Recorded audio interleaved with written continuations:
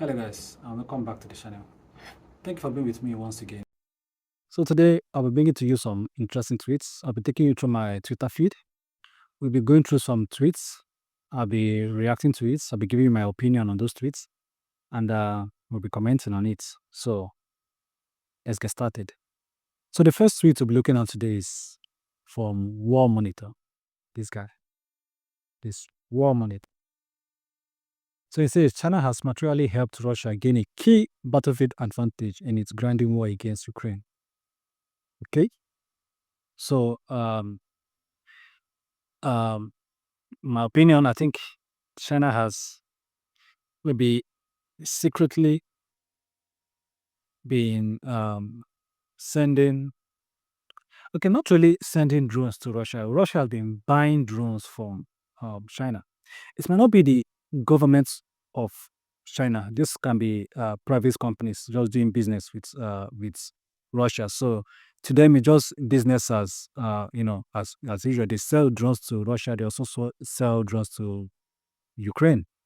So, and the way the Chinese think is, everything is just business. And if you look at it again from another aspect, you will see that, you know, since Russia is and China, they are really close partners.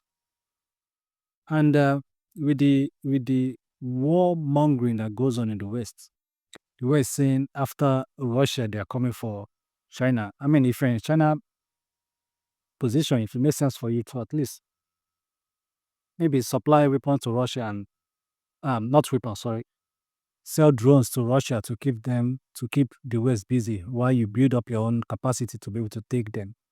And again, China needs um, a real battlefield experience to test its weapon. So I don't think they are using, I don't think they use more like an artillery system or something. I think they're only using maybe gain more experience in drone warfare. Because I mean, there's no country that's bigger than China in drone warfare. So yeah, I think that's my opinion on that. So yeah, is China supplying the way the West is supplying Ukraine? No, but there are Chinese companies that are doing business with Russia companies too in selling drones and whatever it is that the Russian are using the battlefield same way they are there for Ukraine. So I think it's fair enough. So the next tweet is from Andy Honda. This guy says the president's American Chamber of Commerce in Ukraine. As the temperature drops, Russia increases attack on civilian infrastructure with 3,000 drones and 100 missiles last week alone. Wow, that's a huge number.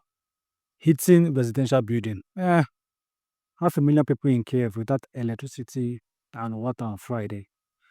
Calling on the US to provide the tomahawk missile for Ukraine to be able to defend itself against Russia's deadly attack as winter approaches. Okay, first of all, yeah, those 3,000 drones and 100 missile and those deadly, not those destructive attacks on, Kiev electric infrastructures is a response to the continuous attacks of Ukraine on Russia oil and gas sector. So, and I think for the past week, the attack has reduced a bit. It's not like the previous month. The previous month it was quite high. Maybe they are just gearing up or they're gathering drones or whatever. But I think the attacks on Russia refinery has been reduced this past week. So and so he's calling for Tomahawk supply. Tomahawk is not it's not a Patriot. It makes sense if you say I will call on US to provide Patriot missiles to Ukraine. At least we know it's for defense. But if you send Tomahawk missile, what is Tomahawk missile going to do exactly? How is Tomahawk missile going to stop the? How is Tomahawk missile going to? Is it an air defense missile? It's not an air defense, it's an offensive missile. So instead of Tomahawk to actually bring peace, Tomahawk missile will make things worse because I mean, Trump clearly said it some few days ago that it's a new level of aggression if they should supply Ukraine with those tomahawk missiles. So I believe Trump is smart. He knows what he's doing. I don't. To me, I don't think Trump will send tomahawk missiles to Ukraine. It just doesn't make sense. So let's see. Let's keep on going. Okay, let's see. Let's hear what the guy has to say. It's cold. Okay, let's start all over. Temperatures drop, it gets cold. Russia increases its fire and killing and sending down thousands of drones. Last week alone, I had 3,000 drones, over 100 missiles, and they're hitting the buildings.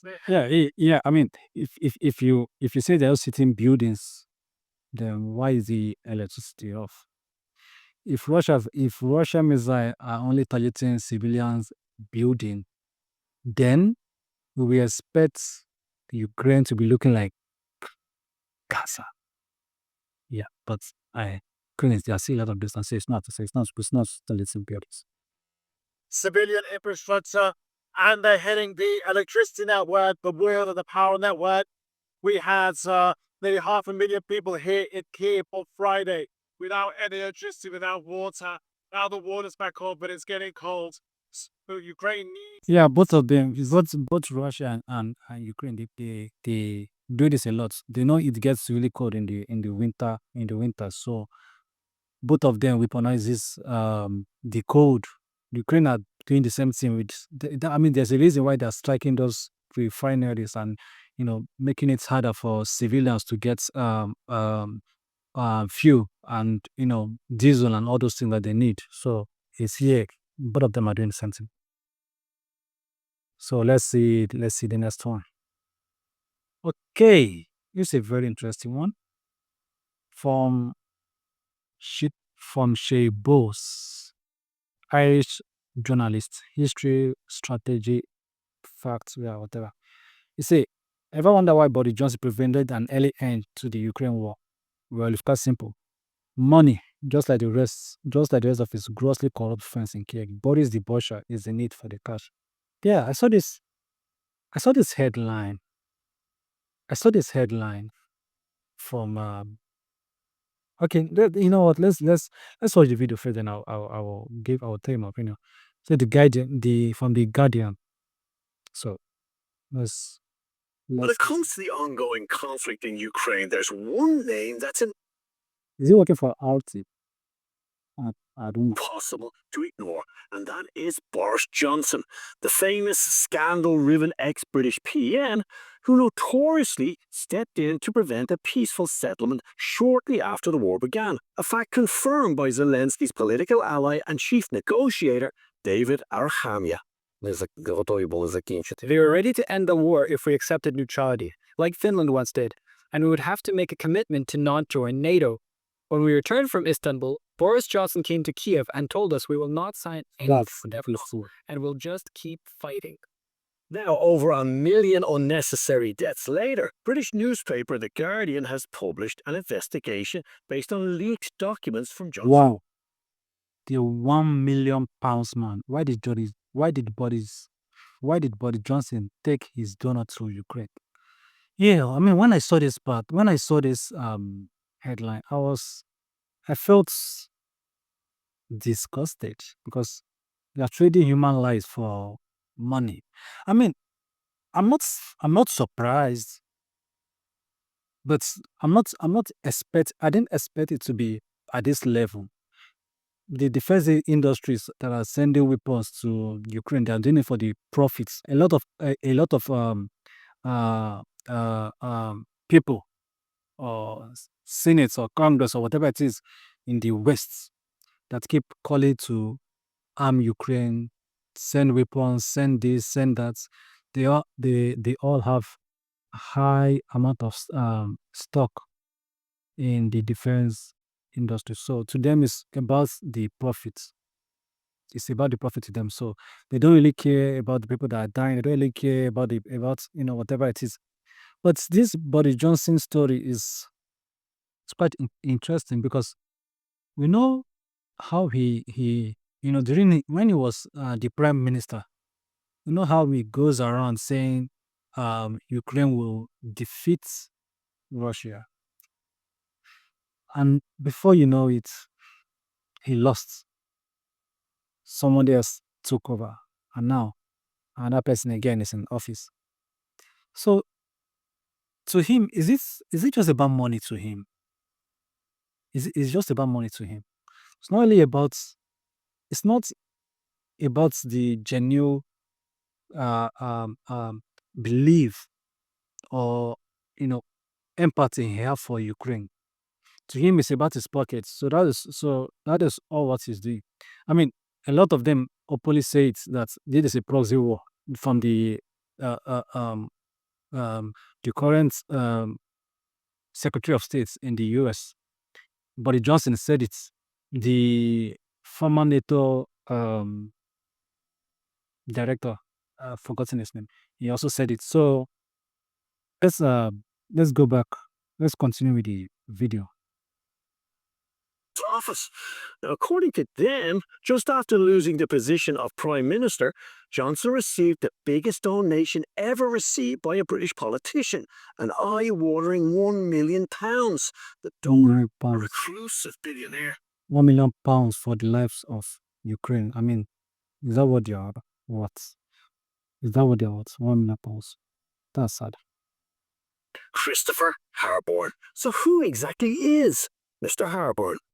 Harborne has wide expertise.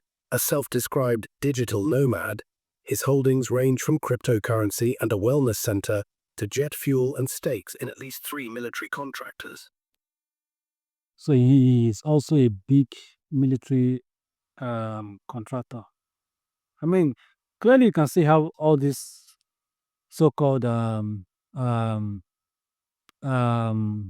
Slavic Ukraine, people that say they support Ukraine, that Ukraine must win.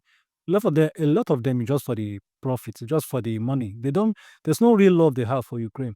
If they have real love for Ukraine and they are actually concerned about the people of Ukraine, they won't be pushing uh, uh, for more dangerous escalations with Russia. Instead, they'll be seeking to have peace. To be honest with you, the true friend of Ukraine in EU is maybe Orban, Victor Orban, because at least he's looking to end the war. I mean, he's talking about how do we end the war, not unnecessary or reckless escalation with Russia. I mean, now they're talking about tomahawk missile. If there's tomahawk missile on Russia, what do you think would be the response from Russia?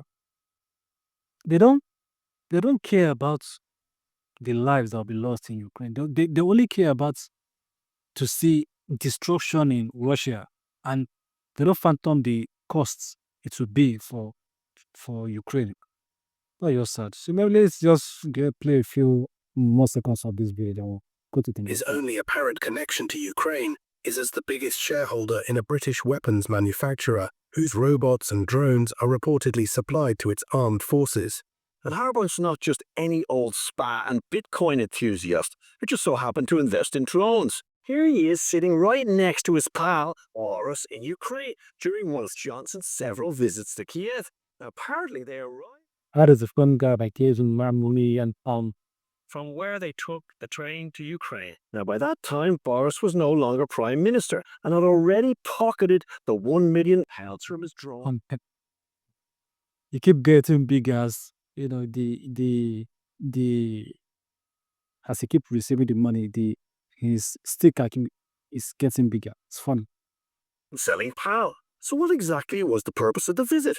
Well, politically, it was obviously to argue for more war. We tried not having Ukraine in NATO. It's led to the worst war in Europe for 80 years, hundreds of thousands of people dead. It's a disaster. The only answer is to get Ukraine in NATO. Considering that Yeah. First of all, you can't even get Ukraine in NATO because clearly Russia will never allow that. And what is sad is that they themselves, they know that it's not going to happen, but they keep selling Ukraine this pipe dream that they'll be in NATO. How will it be in NATO when US doesn't even support that idea? How is that going to happen? US doesn't support the idea of Ukraine being in NATO because they know it's going to lead to a war with Russia. But yet, people like Boris Johnson and every other delusional leaders in the West, they keep saying this thing, knowing clearly that it will just lead to more destruction in Ukraine. These people don't care. The whole conflict began, particularly due to Ukraine's Western-backed push for NATO membership, surely suggesting they accelerate those efforts was like trying to put out a fire with a can of gasoline. Yet apparently, these are exactly the genius political insights Christopher Harborne was so enamored with, and according to his lawyers, that's exactly why he made such a massive donation to Boris Johnson. Mr. Harborne's donation was given to enable Mr. Johnson to stay actively engaged in mainstream UK politics. It is and was a donation. You know why this is coming to light?